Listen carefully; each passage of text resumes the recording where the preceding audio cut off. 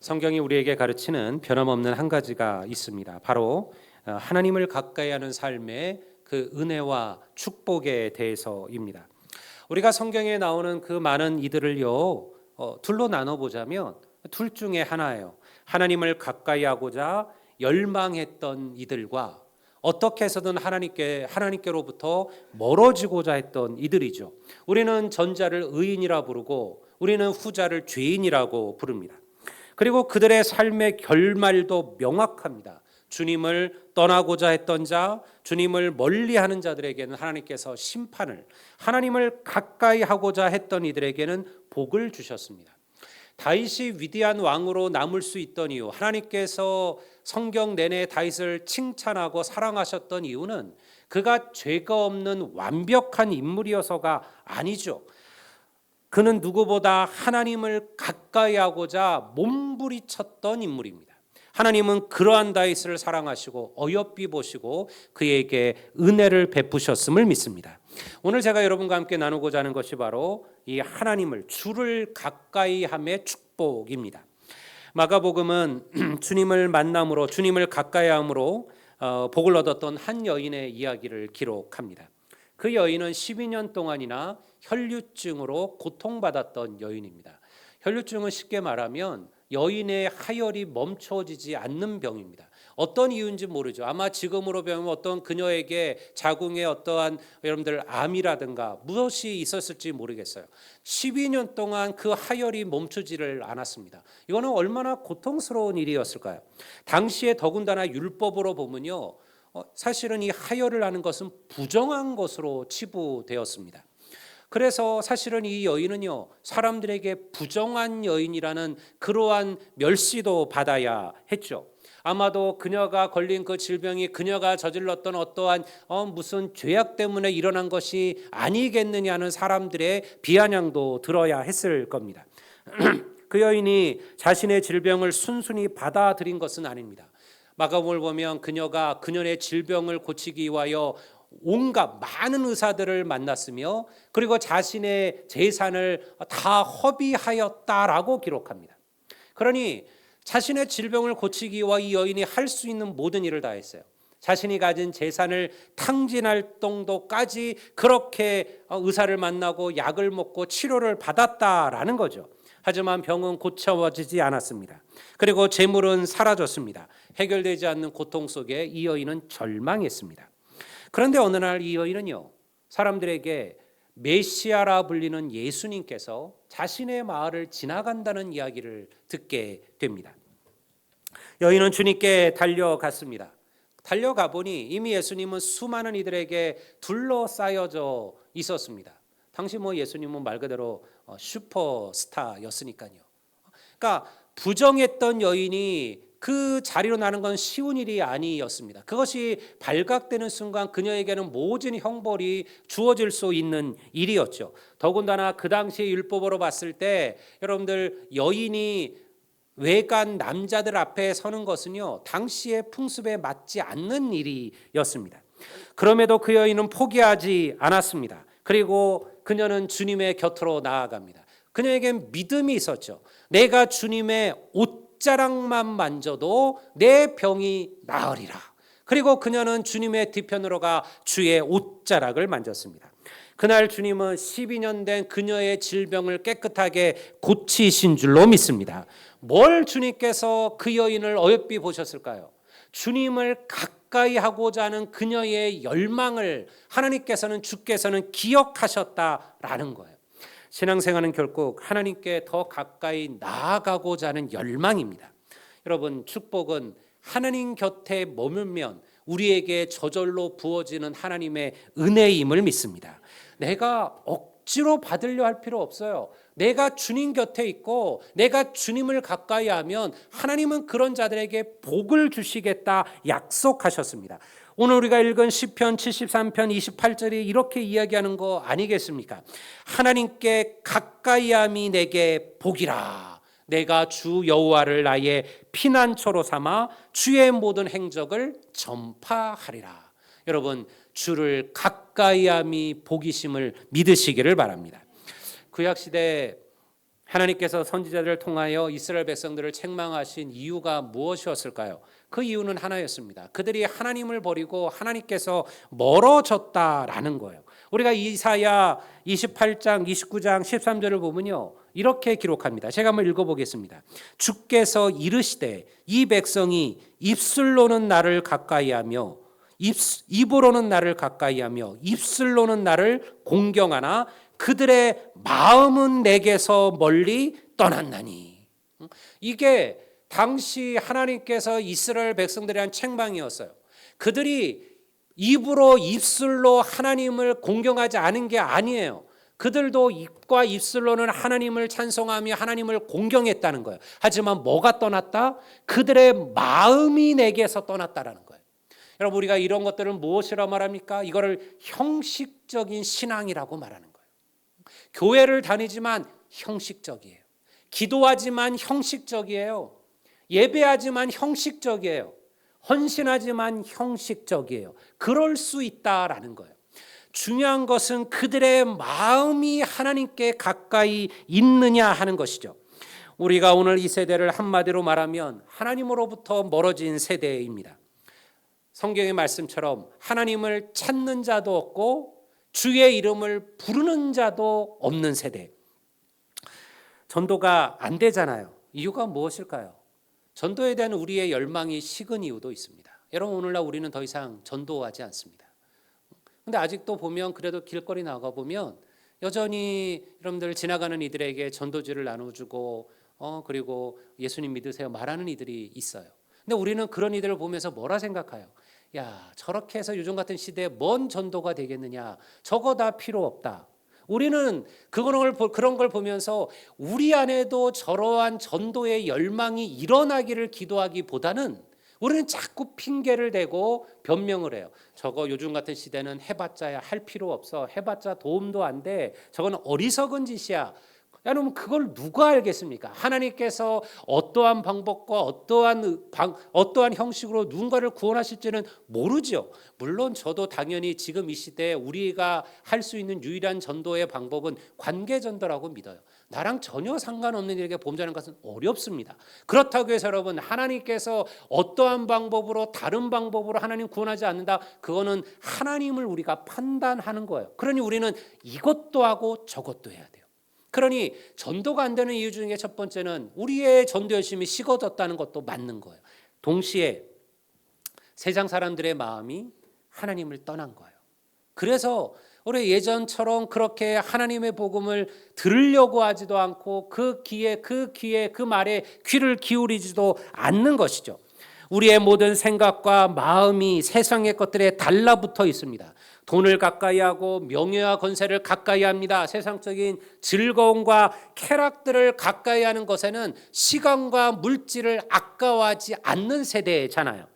하나님을 모르는 세상이 그렇게 사는 것은 당연합니다. 그걸 가지고 우리가 뭐라 그럴 수가 없죠. 왜냐하면 그들은 은혜가 무엇인지 몰라요. 그들은 하나님의 구원이, 하나님의 사랑이 어떠한지도 알지 못합니다. 십자가의 구원의 감격도 모르죠. 그러니요, 여러분, 그런 이들이 하나님을 떠나 사는 거, 하나님을 멀리하는 거, 그거는 뭐 어쩌면 당연한 일일 겁니다. 그런데요, 우리들은 어떠신가요? 하나님을 섬기는 주의 백성들은 정말 하나님을 가까이 하는 삶을 살아가고 있으신가요? 여러분들은 어떠신가요? 여러분들은 하나님을 가까이 하고 계신가요? 하나님을 가까이 하기 위하여 열망하고 계신가요? 여러분들은 입이 아니라 마음으로 하나님을 경외하며 사랑하며 살아가고 계신가요? 친구들을 만나고 카페에서 여러분들 혹은 백화점에서 시간을 쓰고 돈을 쓰는 것은 하나도 아깝지 않지만 기도하며 예배하며 그리고 주를 위하여 헌신하고 섬기는 것은 힘들고 어렵다고 느끼고 계신가요? 여러분, 그렇다면 우리의 마음이 하나님께로부터 멀어져 있는 거예요. 여러분, 우리는 우리 자신들을 객관적으로 들여다보셔야 돼요. 여러분, 우리의 삶이 오늘 어려운 이유는 무엇일까요? 우리가 너무 많은 것들을 나의 주 나의 하나님으로 섬기고 살아간다라는 거예요. 여러분, 우리가 섬기고 사랑해야 될 하나님은 천상천하의 아버지 하나님밖에 없음을 믿으시기를 주의 이름으로 축원합니다. 다른 것들은요 다 거짓이에요. 우상이에요. 여러분들 필요가 없다가 아니에요. 그러나 그것이 하나님이 될 수는 없어요. 물질 필요하죠. 여러분 목회자라고 물질이 필요하지 않을까요? 여러분 우리에게 삶의 터전도 필요합니다. 인생의 즐거움도 필요합니다. 삶의 취미와 쾌락도 있어야죠. 그게 필요 없다고 하나님께서 말씀하시는 게 아니에요. 그러나 그것을 너의 하나님으로는 삼지 말라라는 것입니다. 사람들은 돈을 하나님이라 부르질 않아요. 여러분들 가운데 누가 돈 보고 하나님이라고 부를까요? 근데 마음은요 이미 돈은 우리들의 또 다른 하나님이 되어버렸어요. 그게 전부예요. 그게 모든 것이에요. 그것 때문에 우리는 온갖 죄악과 잘못과 실수들을 반복하죠. 그러면서도 그것을 우리는 떠날 수가 없습니다. 물질만 그러한가요? 여러분 모든 것이 다 그렇습니다. 우리는 인생의 삶의 고난과 환난이 찾아오면요 하나님을 섬기는 이들조차 하나님이 아닌 다른 하나님을 찾아요. 그 하나님이 내게 더 도움이 될 것이라 생각을 하는 거죠. 만약 우리가 고난의 시간, 절망의 순간, 낙담의 순간, 어려움의 순간 하나님이 아니라 먼저 찾는 무엇인가가 있다면 그게 바로 여러분의 우상이며 그게 바로 여러분의 하나님이셔요. 여러분 우리는 거기서부터 벗어나야만 합니다.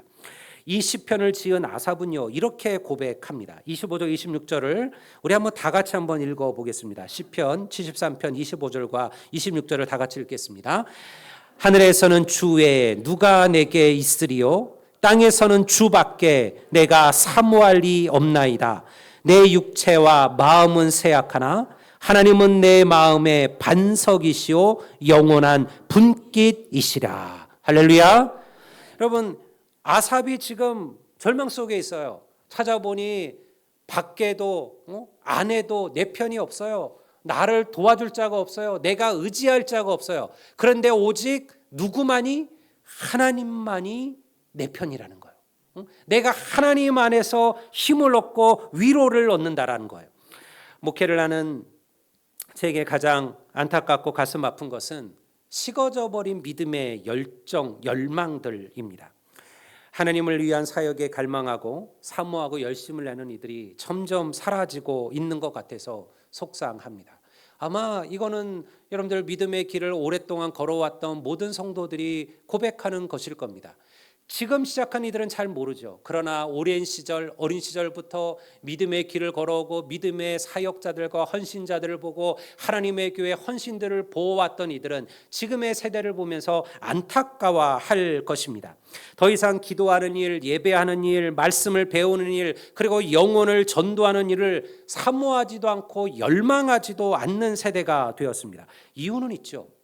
우리가 사는 세대의 삶, 우리가 지고 가야 되는 삶의 무게가 너무 어려운 세대가 되었습니다. 그리고 너무 비교하는 세대가 되었어요. 옛날에는요 사는 게 다 고만고만했습니다. 내가 사는 집이나 내 친구가 사는 집이나 다 그냥 여러분들 골목에서 그냥 옹기종기 모여져 사는 그런 집이었어요.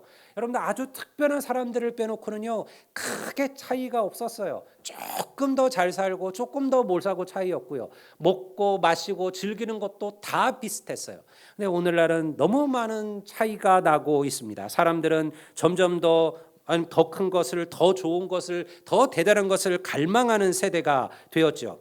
가정 문제로, 사업 문제로, 먹고 마시는 문제로 여러분 우리의 삶이 무겁습니다. 세상의 일에 지치고 버겁죠. 여러분 그런 것 때문에 항상 믿음은 뒷전이 되고 하나님은 나중이 되고 다음이 되어버려요. 그런데 여러분 잊지 마셔야 될 것이 있습니다. 하나님은 우리의 모든 문제보다 크고 능력 있는 분이심을 믿으시기를 주의 이름으로 축원합니다. 문제 앞에 하나님이 아닌 다른 것을 의지하지 말라는 거예요.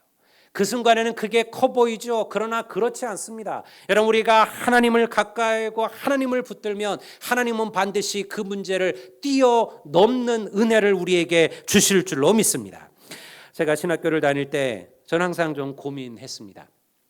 왜냐하면 제가 이렇게 친구들을 보니까 제게는 그들이 갖고 있는 그 뜨거움이 부족한 거예요. 왜 내게는 이 주님을 향한 이 뜨거움이 좀 부족할까? 왜 내 안에는 이 복음에 대한 불길이 활활 일어나지 않을까라는 고민이 있었어요. 주의 종이 되겠다고 왔는데요.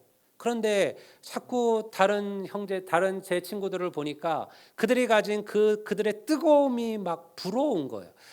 우리가 이제 6월 달에 우리 교회에 이제 방문하시는, 우리가 협력하는 일본 우리 정변호 선교사님이 계신데요. 제 친구들, 저희 신학을 같이 공부했던 그 대학 1학년을 함께 들었던 그 신학과 친구들 가운데 처음으로 선교지를 나갔던 친구입니다. 사실은 일본은 너무너무 어려운 선교지입니다. 우리가 보기에는 잘 사는 나라, 선진국인 나라, 그 나라 선교하는 게 뭐가 힘들까? 아프리카나 저쪽 뭐 동남아시아나 이렇게 가라고 어려운 데서 선교하는 선교사들이 힘들지 않을까 생각하지만요. 사실은 일본은요, 수고하고 애쓴 거에 대한 열매를 거둘 수 없는 나라가 일본이에요. 쏟아붓지만 열매가 보여지지가 않는 나라예요. 일본의 기독교 인구는 아직도 1%가 되지를 못합니다. 그렇게 수많은 선교사들이 그 안에 가서 복음을 전하지만요, 그들이 들으려 하지를 않습니다. 그리고 자기의 속내를 비치지 않습니다. 더군다나 일본이 워낙 물가도 비싸고 사실 모든 것이 어렵기 때문에 똑같은 선교비를 가지고 동남아 쪽이라든가 이런 쪽을 가면 조금 더 풍성하게 할 수 있는데, 일본 선교사들은 너무너무 고달프고 어려운 선교의 일을 감당해요. 근데 그 친구를 사실은 제가 그때 봤을 때 열망이 넘쳤어요. 그는 그때부터 선교지에 가겠다는 분명한 확신을 갖고 있었고요. 그리고 어디서나 전도하는 그러한 친구였어요. 그러니 하나님께서 그를 그렇게 쓰시는 거예요. 여러분들, 아무나 보내면 감당할 수 없음을 알기 때문에 그를 그곳으로 보내신 것 같아요. 우리가 그런 생각을 합니다. 그러니 제게도 그게 고민이었어요. 어떻게 하면 내가 하나님 앞에 이 하나님의 이 열망을 더 불러일으킬 수 있을까?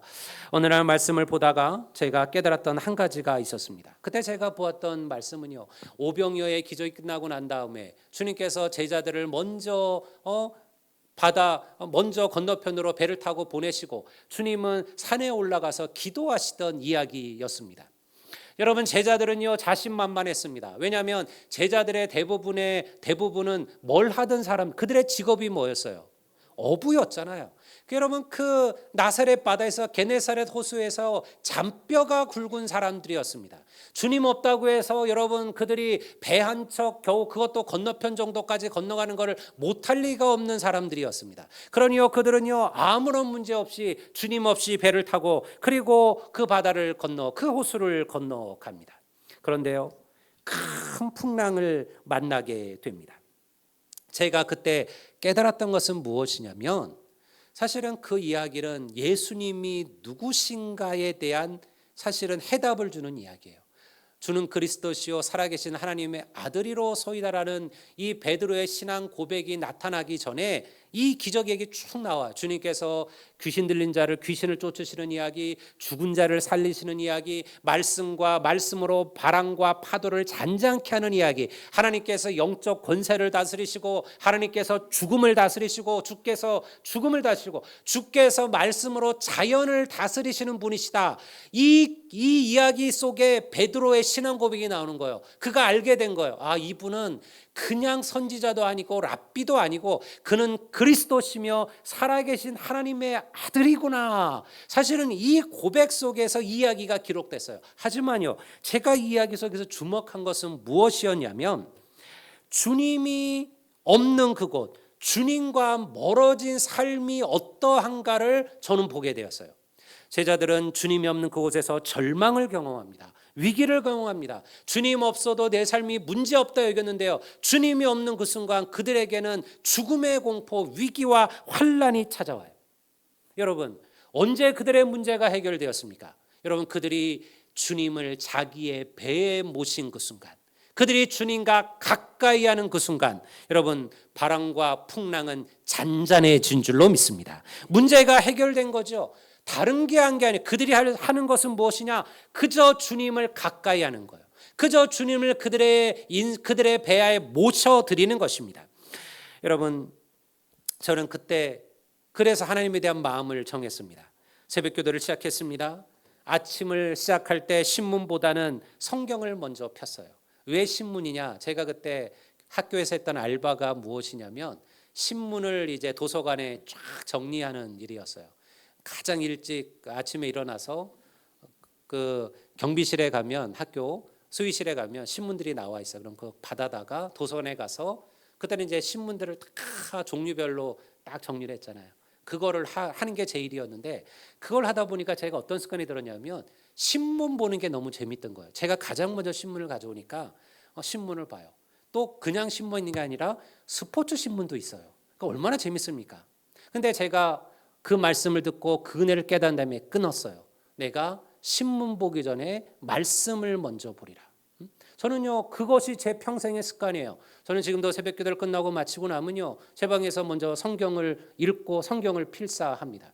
물론 저도 아침에 잠깐 잠을 자요. 왜? 잠을 자지 않고서는 하루를 버티기가 어려우니까요. 그러나 아무리 피곤해도 잠을 자기 전에 먼저 성경을 읽고 성경을 필사하는 거, 그게 저의 루틴이 되었어요. 수십 년 동안 제가 해왔던 삶의 방식이었어요.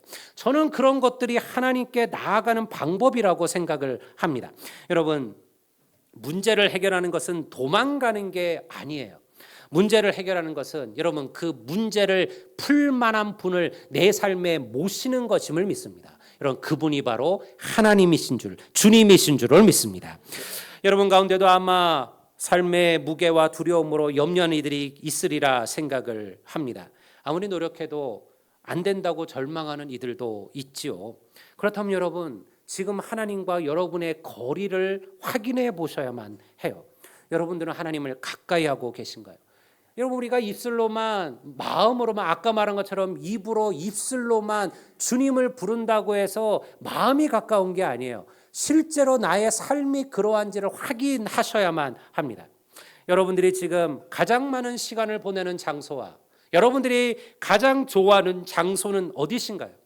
여러분들이 가장 물질과 가장 많은 시간을 쓰는 곳은 어디신가요? 여러분들이 일주일 동안 교회와 기도와 말씀의 삶에는 얼마나 많은 시간과 얼마나 많은 마음을 그곳에 쓰고 계신가요? 여러분, 이게 하나님과의 거리를 우리로 확인하게 합니다. 사람은요, 마음이 있는 곳에 시간을 쓰고 물질을 씁니다. 내가 가장 많은 시간을 쓰는 그곳이 내 마음이 가장 가까이 있는 곳이에요.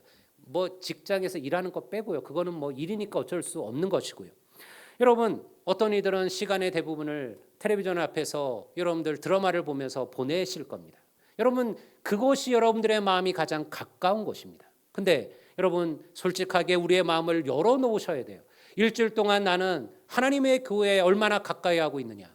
나는 몇 번이나 주님의 교회를 방문하고 나는 몇 번이나 하나님의 교회를 찾느냐? 내가 상황이 어려워서 교회를 찾지 못한다면 나는 내 골방에서, 내 집에서, 내가 있는 무슨 곳에서 나는 기도하며 말씀을 붙들고 하나님을 기억하는 그런 시간들을 쓰고 있느냐는 거예요. 여러분, 우리가 그것에 대하여 예라고 할 수 없다면 여러분, 우리 역시 우리의 입술로는 주를 고백하고 우리의 입으로는 하나님을 공경하나 우리의 마음은 하나님께서 멀어져 있는 것과 마찬가지라는 거예요. 성도 여러분, 우리의 마음과 심령에 하나님을 가까이 하고자 하는 열망이 회복되기를, 이를 위하여 기도하는 성도들이 되기를 주의 이름으로 축원합니다. 여러분, 이것을 위하여 모이셔야 되는 거예요. 금요일 날 기도해 오십시오. 그리고 하나님 앞에 여러분들 꼬꾸라지셔야 됩니다. 내가 하나님 입으로만, 입술로만 주를 경배하며 주를 찬송하며 살았습니다. 내가 바로 내 마음이 하나님께 멀어진 인생이었습니다. 여러분, 우리가 이러한 고백이 없이 정말 하나님이 원하시는 믿음의 자리에 설 수가 있을까요? 여러분, 왜 이게 부담스럽지만 이렇게 하라고 말할까요? 성경 분명히 말하기를 하나 주를 가까이 함이 내게 뭐라? 복이라. 우리 오늘 첫 구절이잖아요. 왜 이렇게 살아야 되냐면 이게 복이라는 거예요. 하나님을 가까이 하는 것만큼 하나님이 더 큰 복을 부어주신 일이 없다라는 겁니다. 제가 이번 주에 우리 새로 오신 성도님 가정을, 우리 가정 신방을 했어요. 근데 그런 얘기를 몇 번 하시는 거예요. 저랑 집사람을 보더니 너무 닮았다라는 거. 어떻게 이렇게 닮을 수가 있냐라는 거예요. 여러분, 사실은 나이가 들면 그런 얘기를 자주 들어요. 근데 저희들이 처음 만나고 결혼했을 때만 해도요, 누구도 닮았다는 얘기를 한 적이 없었어요. 서로 기분 나빠했어요. 닮았다 그러면. 그런데요, 어느 순간부터 사람들이 점점 목사님, 사모님 되게 닮으셨어요, 닮았어요, 이런 얘기들을 하기 시작을 하는 겁니다. 그거 당연한 겁니다. 여러분, 부부가 닮았다는 얘기는요, 저희뿐만 아니라 수많은 이들이 들어요. 나이가 지긋한 부부들을 보면요, 신기하게 닮아요. 근데 외모만 닮는 게 아니에요. 성품도 닮아가요.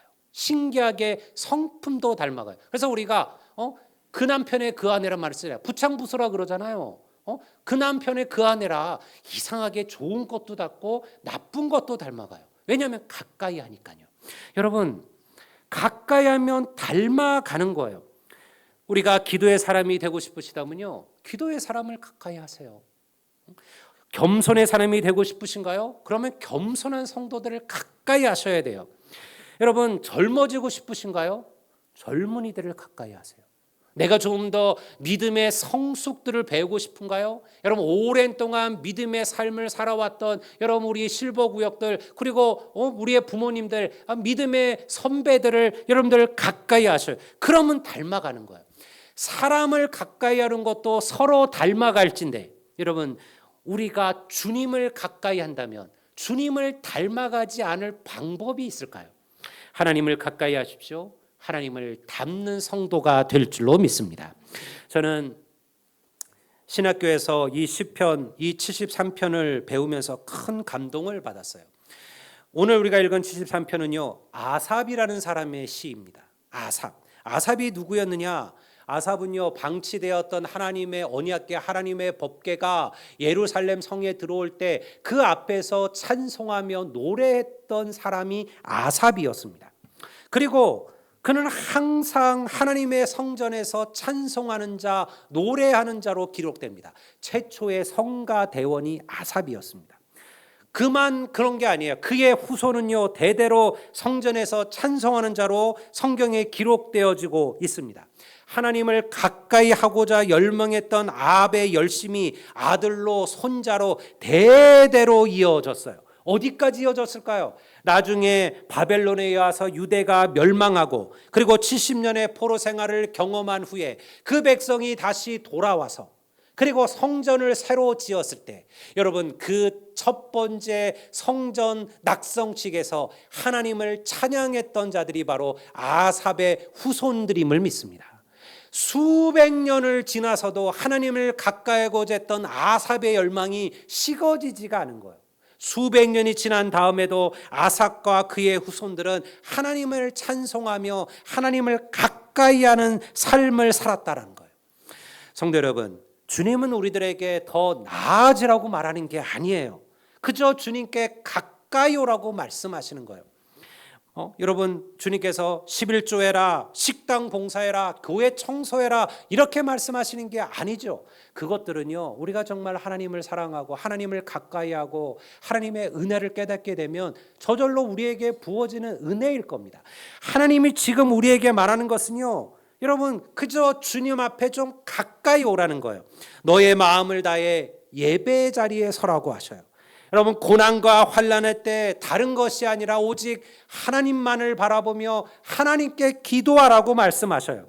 불평과 원망이 아니라 감사와 찬송으로 하나님을 신뢰하라고 말씀하고 계셔요. 매일매일 나를 구원하신 하나님의 은혜를 감격하며 살라고 하시는 거예요. 이게 하나님께서 우리에게 원하시는 바예요. 이게 하나님을 가까이 하는 삶인 줄로 믿습니다. 그러니 여러분, 가난해도 병들어도 여러분들 마음이 상해도 누구나 하나님 앞에 나아갈 수 있어요. 능력은 어쩔 수 없잖아요. 내가 능력이 안 되는 것은요, 할 수 없는 일이죠. 하나님께서 우리에게 능력을 보이라고 말씀하시는 게 아닙니다. 그저 너의 모습 그대로 내 곁에 머물라라고 말씀하시는 거예요. 사실은 수많은 설교가 사실은 비슷한 설교가 있지 않았겠습니까? 아마도 여러분 들었던 수많은 말씀들, 여러분들이 좋아하는 목사님들의 여러분들 설교들, 영상들 다 살펴보세요. 결코 그들이 우리에게 하는 메시지는 무엇이냐? 하나님을 가까이 하라는 거예요. 사랑하는 성도 여러분, 이 시간도 주님께서 여러분의 인생의 배 곁에 계십니다. 그리고 여러분들의 집 곁에, 여러분들의 집의 문 밖에 서서 문을 두드리고 계셔요. 그리고 그 문을 열라 내게로 가까이 오라 말씀하고 계십니다. 예배와 기도와 말씀은요, 하나님께 가장 가까이 나아가는 확실한 길이에요. 이거 다 제껴놓고 여러분, 나는 다른 방법으로 주를 찾으리라, 그런 거 없어요. 여러분, 성경 66권이 우리에게 말하는 바가 무엇입니까? 구약의 수많은 위인들이, 신약의 바울이, 12사도가, 수많은 하나님의 사명자들이 그 일을 감당했던 비결이 어디에 있었습니까? 기도하며 말씀을 붙들고 예배하는 삶이 바로 그들로 하여금 하나님의 일을 감당하게 한 것이에요. 기도는 우리로 하여금 하나님을 대면하게 할 것입니다. 찬송하는 삶은요, 여러분들 하나님의 은혜를 체험하는 시간입니다. 말씀을 가까이 하는 것은 주의 음성으로 우리의 삶을 채우는 시간들입니다. 예배 중에 거하시는 하나님께서 여러분 우리의 삶 속에도 함께 하실 것임을 믿습니다. 오늘 여러분들 이 말씀들을 마음에 기억하시고 주를 가까이함이 내게 복이라, 이 약속의 말씀이 여러분들의 삶 속에도 풍성하게 일어나게 되시기를 주의 이름으로 축원합니다. 우리 다